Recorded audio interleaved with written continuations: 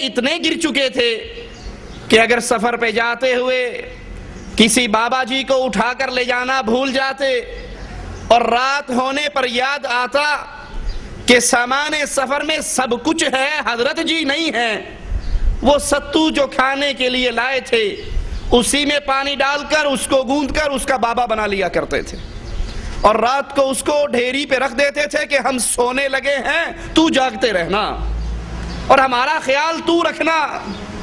رات اچھی طرح گزر جاتی، اس کو بھی تھیلے میں ڈالتے اور لے چلتے کہ آج رات اس نے اچھا کام دیا ہے، کل کہیں پھر ضرورت پڑ سکتی ہے۔ اور جب دوپہر کو بھوک لگتی، کھانے کے سامان کا تو حضرت بن چکا تھا، پیٹ جب اس کے اندر دوڑ لگتی اسی کو پانی میں ڈالتے اور گھول کر پی جایا کرتے تھے۔ یہ شرک کرنے والے جو مخلوق اللہ کی، جن کو پیدا اللہ نے کیا، جو اللہ کو رب مانتے تھے، خالق مانتے تھے، مالک مانتے تھے، رازق مانتے تھے، مختار کل مانتے تھے، لیکن کہا کرتے تھے ساڈی نہیں سندا تے انہاں دی نہیں موڑدا، ساڈی انہاں دے اگے اے دی او دے اگے، ہم اس در پہ روتے ہیں، ما نعبدہم، ہم ان کی عبادت کرتے کیوں ہیں؟ لیقربونا الی اللہ زلفا، یہ ہمیں اللہ کے قریب کر دینے والے۔ اس دھرتی پر رسول اللہ صلی اللہ علیہ وسلم نے لا الہ الا اللہ کا آوازہ لگایا، توحید کی کھری دعوت کو پیش کیا۔ اس دھرتی کو رسول اللہ صلی اللہ علیہ وسلم نے عبادت خالص اللہ کی کرنے کی دعوت دی یہاں کے رہنے والوں کو، اور پاک کیا بت پرستی سے، پاک کیا اولیاء کی مورتیوں سے۔ جب مکہ فتح کیا میرے رسول علیہ السلام نے بتوں کو توڑ رہے تھے، ان کو گرا رہے تھے، اور حضرت علی کو حکم دے رہے تھے علی جاؤ ہر پکی قبر کو توڑ ڈالو، ہر اونچی قبر کو زمین سے ملا دو، ہر مورتی کو صاف کر دو، تصویر کو مٹا ڈالو۔ لیکن افسوس آج کلمہ پڑھنے والے میرے رسول علیہ السلام کی امت پھر اسی قبر پرستی کے، اسی مورتی پرستی اور بت پرستی کے بیماری کے اندر شریک ہو چکی ہے۔ لیکن آئیے ذرا غور کرتے ہیں کہ یہ شرک اس کی ابتدا کیسے ہوئی، اور مسلمانوں انسانوں کی ابتدائی کیفیت کیا تھی۔ قرآن حکیم بیان فرماتا ہے ابتدا میں سارے لوگ موحد تھے، اہل توحید تھے۔ کان الناس امتا واحدہ، پوری امت، پوری انسانیت اللہ کی توحید پہ ایک امت تھی۔ فبعث اللہ النبیین مبشرین ومنذرین، تو اللہ عز و جل نے خوشخبریاں دینے والے اور ڈرانے والے انبیاء کو بھیجا۔ یہ امت ایک تھی، توحید پہ ایک تھی۔ اور یاد کر لو زندگی میں کبھی بھی امت ایک ہوگی تو توحید پہ ہوگی۔ شرک کی موجودگی میں کبھی امت میں جوڑ پیدا نہیں ہو سکتا۔ آج جوڑ کرنے والے یہی کوشش کرتے ہیں نا، کسی کو کچھ نہ کہا کریں، جو جہاں لگا ہے ٹھیک لگا ہے۔ کوئی قبر پوج رہا ہے ٹھیک پوج رہا ہے، تعزیہ پوج رہا ہے ٹھیک پوج رہا ہے، جو جتھے لگا ہے ٹھیک لگا ہے۔ میں کہتا ہوں جب تیرے گھر میں چوری ہوتی ہے FIR کیوں کٹواتا ہے؟ جو جہاں لگا ہے ٹھیک لگا ہے، اس نے نہیں کھانا۔ یہ امت اکٹھی ہوگی تو توحید کے اوپر، جب تک اس امت میں شرک باقی رہے گا، غیر اللہ کی عبادت باقی رہے گی، یہ امت کبھی اکٹھی نہیں ہو سکتی۔ عبداللہ ابن عباس رضی اللہ عنہما فرماتے ہیں آدم اور نوح علیہ السلام کے درمیان 10 صدیوں کا فاصلہ تھا۔ اس مدت میں سب لوگ اسلام پر قائم تھے، پھر لوگوں نے نئے نئے راستے ایجاد کر لیے، اسلام سے منحرف ہو گئے، تو اللہ نے انبیاء علیہ السلام کو بھیجا جو بشارت دینے والے اور ڈرانے والے۔ میرا مالک عز و جل فرماتا ہے کہ میں نے اپنے بندوں کو دین حنیف پر پیدا کیا، مواحد پیدا کیا، پھر شیطان نے ان کو ان کے دین سے بہکا دیا۔ میں نے جو چیزیں حلال قرار دی تھی شیطان نے ان کو حرام کر دیا، اور لوگوں کو حکم دیا کہ بغیر دلیل کے اللہ کا شریک بنایا جائے۔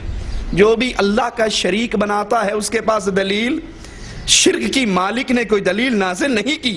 یہ شرک کرنے والے بغیر دلیل کے، بغیر برہان کے اللہ کے ساتھ اس کی ذات و صفات و عبادت میں غیروں کو شریک کرتے ہیں۔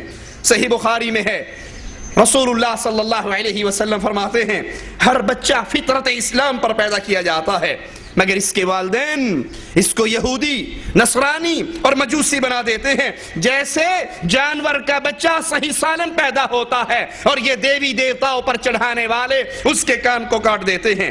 اس کے بعد ابو ہریرہ رضی اللہ عنہ وارضہ فرماتے ہیں کہ اگر چاہو تو قرآن حکیم کی اس آیت کو پڑھ لو، فطرت اللہ التی فطر الناس علیہا لا تبدیل لخلق اللہ۔ اللہ عز و جل نے تمام انسانیت کو فطرت پر پیدا کیا، قائم ہو جاؤ اس فطرت پر جس نے اللہ نے انسان کو پیدا کیا۔ اللہ کی بنائی ہوئی ساخت نہیں بدلی جاتی۔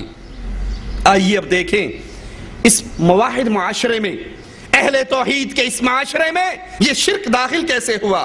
قرآن و حدیث کے مطالعے سے معلوم ہوتا ہے کہ سابقہ امتوں میں شرک کی ابتدا یوں ہوئی، جب ان کے بزرگوں کی وفات ہوئی، ان کے اولیاء کی وفات ہوئی، نیک لوگوں کی وفات ہوئی، عابد کی وفات ہوئی، تو شیطان نے ان کو یہ پٹی پڑھائی کہ بابا جی بڑے روزے رکھتے تھے، یہ بڑی عبادتیں کرتے تھے، تم ایک پتھر کی مورتی بناؤ اور اس مورتی کو اس بزرگوں کے نام سے منسوب کر دو، اور جہاں یہ بیٹھ کے عبادت کرتے تھے وہاں اس کو نصب کر دو، تم اس کو دیکھتے رہو گے اور تمہیں عبادت کا شوق تمہارے دلوں میں زندہ رہے گا۔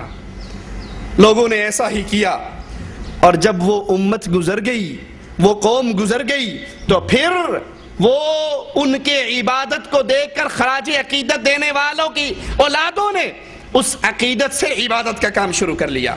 قرآن حکیم نوح علیہ السلام کی قوم کا جواب بیان کرتا ہے، لا تذرن آلہتکم ولا تذرن ودا ولا سواعا ولا یغوث ویعوق ونصرا۔ جب نوح علیہ السلام ان کے سامنے قولوا لا الہ الا اللہ کا آوازہ رکھتے ہیں تو قوم جواب میں کہتی ہے اپنے معبودوں کو ہرگز نہ چھوڑنا، نہ ود کو، سوا کو، یغوث کو، یعوق کو اور نصر کو بالکل نہ چھوڑنا، یہ پنجتن پاک ہیں، نوح کے پیچھے لگ کر اپنے پنجتن پاک کی عبادت سے مڑ نہ جانا۔ نوح علیہ السلام کی قوم بھی پنجتن پاک کو پوچھتی تھی، آج کلمہ پڑھنے والے بھی پنجتن پاک کو پوچھتے ہیں۔ تو پنجتن پاک کی یہ عبادت کا تصور آج سے نہیں ہے، اس دور سے چلتا آ رہا ہے۔ آج بھی پنجتن پاک کو پوجا جاتا ہے یا نہیں؟ لی خمس اطفی بہا حر الوبا مصطفیٰ مرتضی وابنیہما والفاطمہ، میری ہر مصیبت کو دور کرنے والا کون؟ مصطفیٰ رسول اللہ صلی اللہ علیہ وسلم، مرتضی علی، وابنیہما حسن حسین والفاطمہ، یہ پنجتن پاک مل کر ساری مصیبتوں کو دور کر دیتے ہیں۔ تو یہی قوم نوح نے کہا تھا کہ نوح علیہ السلام کے پیچھے لگ کر پنجتن پاک کو نہ چھوڑ دینا۔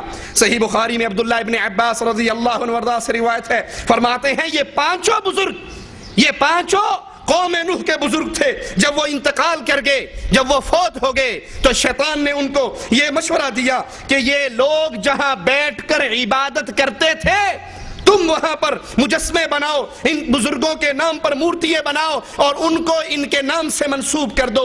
جب یہ طبقہ گزر گیا، علم اٹھ گیا، تو ان مجسموں کی، ان بتوں کی عبادت ہونے لگ گئی۔ آج بھی قبروں کے اوپر یہی کچھ ہوتا ہے نا، یہ بابا جی کی قبر ہے اور یہاں بابا جی نے بیٹھ کے چلا کاٹا تھا، یہاں بابا جی نے بیٹھ کے غسل فرمایا تھا، یہاں بابا جی نے بیٹھ کے صابن لگایا تھا، ان چاروں جگہ کی عبادت کی جاتی ہے۔ مگر افسوس یہ تو اس دور کی امت کا حال تھا۔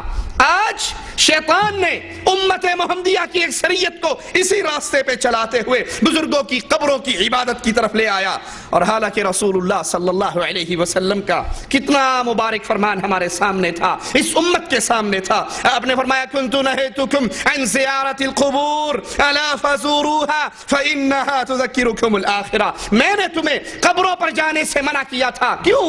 کیونکہ شرک کا زیادہ حصہ انہی قبروں سے منسلک ہے۔ میں نے تمہیں قبروں پر جانے سے منع کیا تھا۔